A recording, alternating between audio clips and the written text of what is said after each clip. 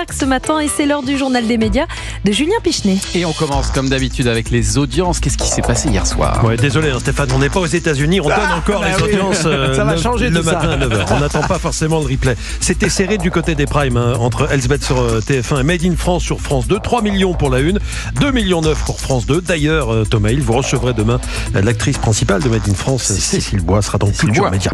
Et puis cauchemar en cuisine avec ce restaurateur qui est tombé dans les pommes en plein travail. Le stress a rassemblé 1 800 000 téléspectateurs sur M6. Un petit coup d'œil sur la matinale de France 2 parce qu'elle ne décolle pas depuis le retour des vacances de Noël. La matinale de France 2 était à 608 000 hier, 21% du public. C'est 100 000 ou 150 000 téléspectateurs de moins que l'audience moyenne de Télématin. On peut se demander si des habitués n'ont pas migré vers les chaînes info. Et puis l'île de la Tentation qui faisait son retour hier soir sur W9.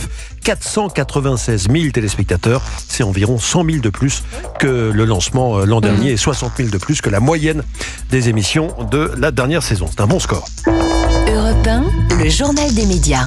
Et puis on ouvre ce journal des médias avec des nouvelles concernant cette fameuse escroquerie d'un faux Brad Pitt sur les réseaux sociaux. Hier matin, on vous parlait d'Anne. On en parle partout en ce moment. Anne qui s'est fait escroquer de 800 000 euros, plus de 800 000 euros par ce faux compte de l'acteur américain et qui exprimait sa colère contre le reportage de 7 à 8. Il faut dire que depuis sa diffusion dimanche soir, Anne fait l'objet de moqueries sur les réseaux sociaux, même après la suppression du reportage sur le replay de TF1. Hier, Philippe Pécoul, le directeur de la rédaction de 7 à 8, a réagi dans les colonnes du Parisien. Selon lui, le reportage relate, je le cite, des faits qu'elle nous a racontés elle-même sur la base de documents qu'elle nous a fournis et de témoignages de son entourage proche. Nous ne faisons que reconstituer les mécanismes de cette arnaque qu'elle explique d'ailleurs très bien elle-même. Nous avons fait notre travail de journaliste. Fin de citation. Philippe Pécoul avoue toutefois regretter cette campagne de dénigrement contre cette femme. Toujours selon le Parisien, Anne devrait témoigner dans l'émission La Grande Semaine sur M6, tandis que sa fille, elle témoignera en vidéo, elle ne sera pas présente sur le plateau, mais sa fille, son avocate et le hacker Marwan, qui dit avoir retrouvé les escrocs d'Anne, seront eux en plateau. En gros, Anne se plaint des retombées médiatiques de son histoire, mais elle fait le tour de tous les médias en ce moment. Quant à Brad Pitt, il ne s'est pas encore prononcé sur cette histoire directement, mais l'un de ses porte-parole l'a fait pour lui. Il a rappelé qu'il ne fallait pas répondre aux messages en ligne non sollicités, en particulier de la part d'acteurs qui ne sont pas présents sur les réseaux sociaux, parce que Brad Pitt n'est pas sur les réseaux sociaux. Il fallait commencer par ça, peut-être. Il n'y a jamais eu un faux Stéphane Rothenberg comme ça, qui essayait de soutirer de l'argent. Non, mais je crois que... Alors moi, j'ai pas tout ça, mais je crois qu'il y a des faux comptes Facebook, mais c'est fini Facebook. Enfin, ça plaît moins, quoi. Oui. Mais donc, moi, c'est au tout début, j'ai regardé ça, puis j'ai vu qu'il y avait plein de faux.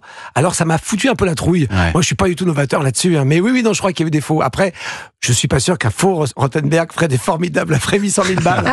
Attendez, pas gagné. Attendez, ça peut un quand bon même décrocher. 800 euros déjà. C'est ça, Un bon 80 balles.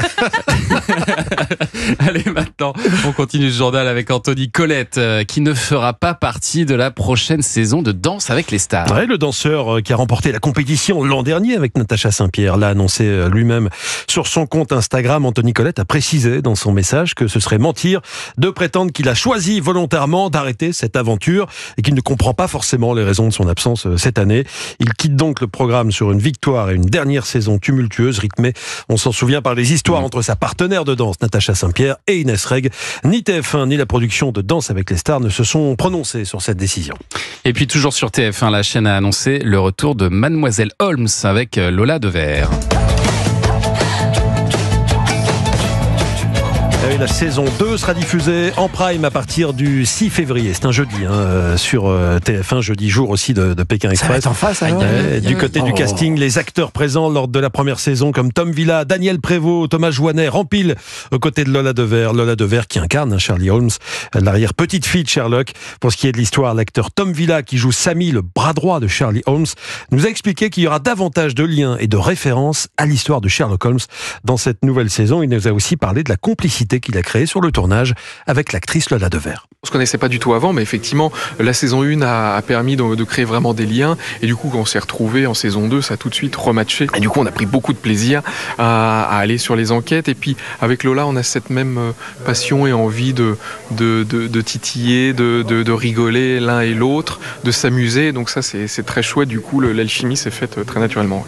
Alors, il y a une saison 3 qui est en cours d'écriture, Thomas, mais il faudra quand même attendre les audiences de cette saison 2 pour savoir si elle sera tout de même tournée. On suivra ça de près, évidemment, dans Culture Média. Et on termine avec cette petite info. 2 dirigeants de l'équipe ont été démis de leurs fonctions avec effet immédiat. Ouais, c'est ce qu'a révélé sur son compte X un journaliste de la correspondance de la presse, Romain Collat. Selon lui, les 2 hommes concernés sont Lionel Dangoumeau, directeur de la rédaction, et son adjoint Jean-Philippe Leclerc. La valse des dirigeants continue au sein du grand quotidien sportif qui fêtera ses 80 ans dans un an, en février prochain. Merci beaucoup Julien pour ce journal des médias.